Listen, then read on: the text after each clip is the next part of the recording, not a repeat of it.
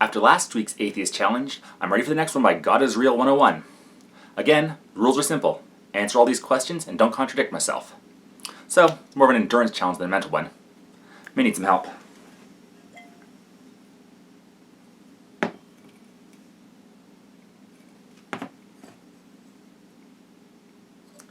Screw it. Let's get started.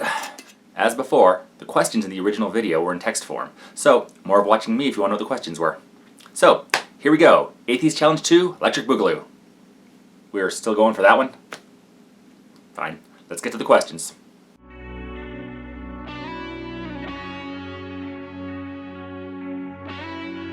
No, it's a false negative, which is something that can't be proven.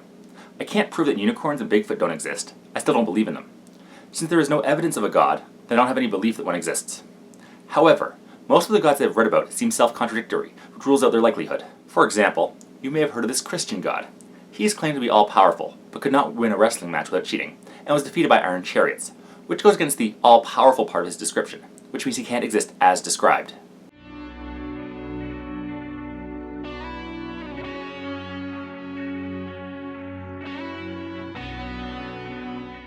Well, I guess true. As I just said now, the lack of evidence of any god is the main reason I don't have any belief there is one. If I could be given some evidence of God, I would have to change my worldview.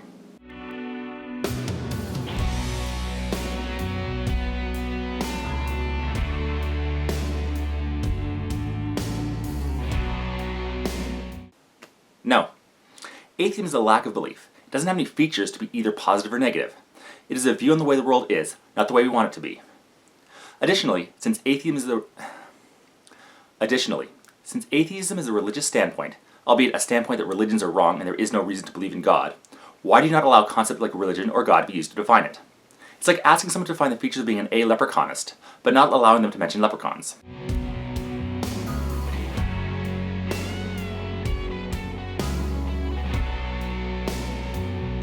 I believe it's possible. With the vast size of the universe, it is unlikely that Earth is the only planet with the capacity to develop life, so it may have originated somewhere else. There is evidence that life developed somewhere once, namely on this planet, so it's possible to develop somewhere. However, the vast size of the universe is a double-edged sword. If life did develop somewhere else, then it would all likelihood be too distant for us to discover it.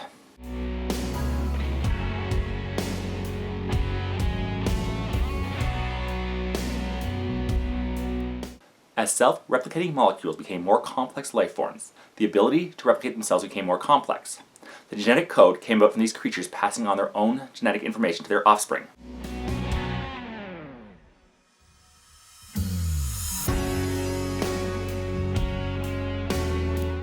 As we are fairly weak tool-using animals, the more we understand about the world, the better we are able to survive it. We had to look into and examine things. That caused us to look and become aware of ourselves. The philosopher, Douglas Adams, summarized this as the phases of survival, inquiry, and sophistication. They can be characterized as how do we eat, why do we eat, and where shall we have lunch?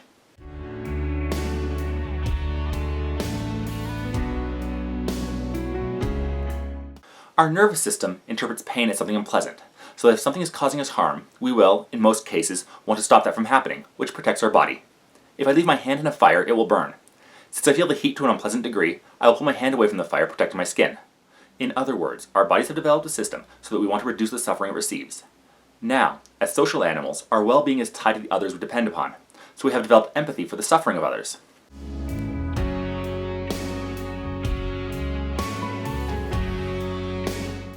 Atheism doesn't care about anything. It is just a concept that states there is no intelligent creator being. Now, individual atheists can, and most that I know do, care about justice. We live in a society where, I hope, everyone has the same rights as everyone else. My atheism helps me develop that sense, simply saying, if there is no heavenly judge to make sure everyone is treated fairly, it's up to us to do that.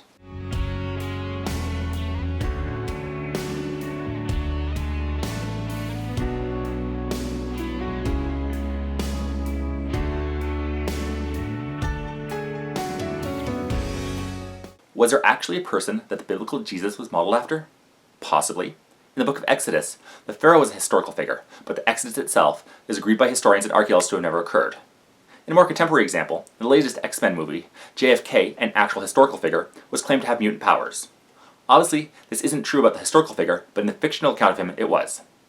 Could there have been a rabbi in the first century who upset the Romans enough to crucify that the stories of Jesus could be based on? Possible. Does that mean he's the son of God with magical powers? No.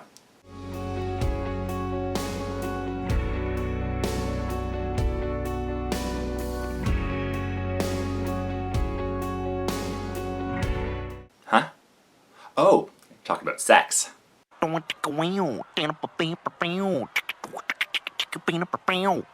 Why did some life go from asexual division to multiple partner sexual reproduction?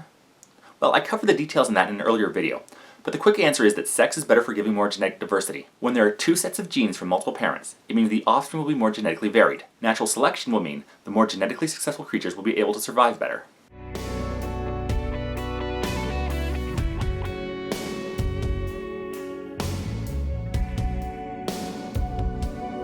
Like biological creatures, languages change over time.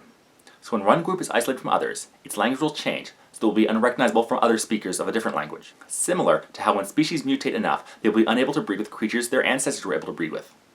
Honestly, I think it's a better explanation than a god changed everyone's language because they're making a tower out of bricks that was going to reach heaven.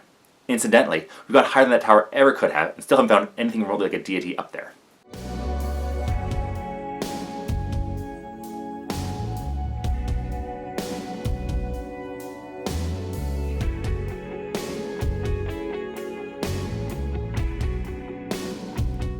That's a controversial topic these days.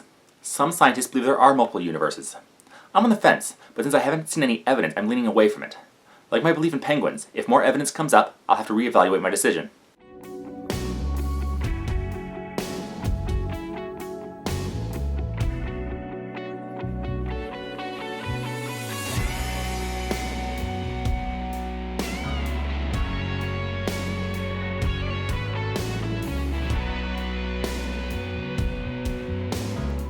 While many early Christians were martyred for their beliefs, it means they believed, not that it was true. Many Islamic terrorists these days are willing to kill themselves because they believe they will go to paradise and be rewarded for it. I doubt that you think that means their beliefs are true. Also, if these early Christians were put to death and they believe they'll go to paradise when they die, isn't that death something they would have wanted to happen?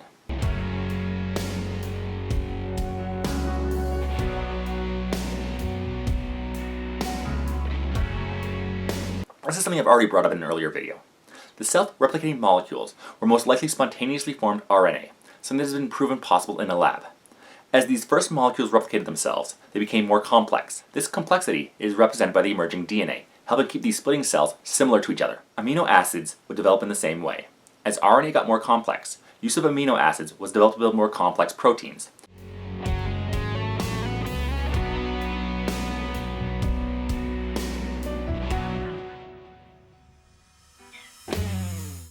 Probably the same reason it's important to you that everyone is a theist. You think you have the correct worldview. So do I. And we both want people to believe what we think is true.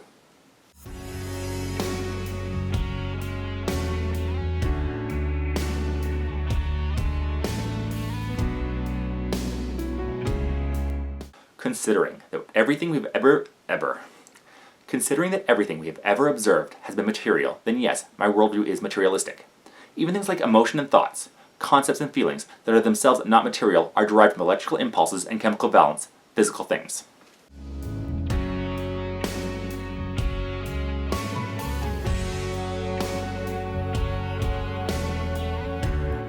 I don't know. Theoretical scientists are still exploring how the forces in our universe are connected and react with each other. The more we learn about the universe, the more we will understand why it is the way it is. But saying we don't know is not the same as saying intelligent creator being did it all.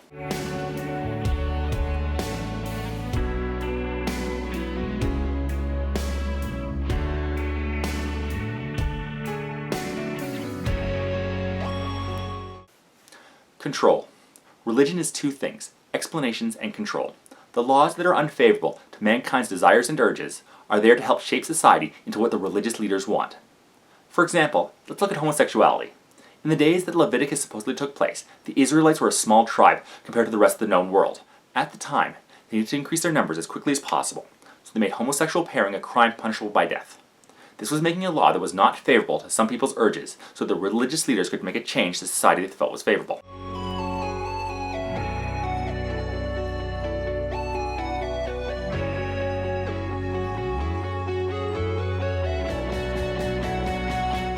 There's only one thing that all atheists share, and that's the lack of belief in a deity. Other than that, atheists are a diverse group with many different views that are not all shared by the community. But since you're looking for three things most, but not all atheists share, that would probably be skepticism, an inquiry mind, and individualism.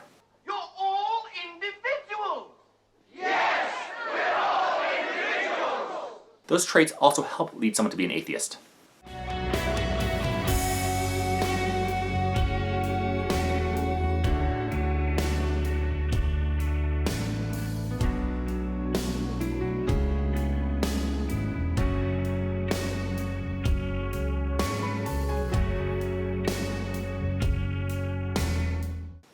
Yes, as I said in an earlier video, I have faith that my wife loves me.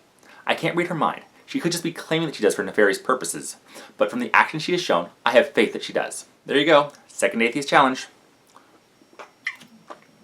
No contradictions here that I can find. If I'm wrong, please let me know.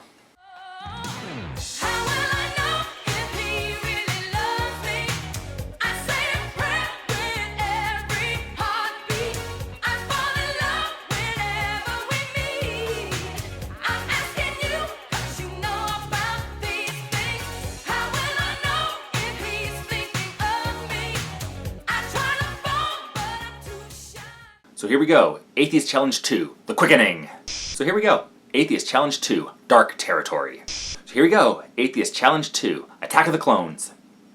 You know, that one actually kind of fits. A lot of questions seem very similar to each other. Atheist Challenge 2, The Secret of the Ooze. Seriously guys, that's the best we could come up with? Screw it, let's just reuse the electric boogaloo joke from the last video. No one's gonna notice.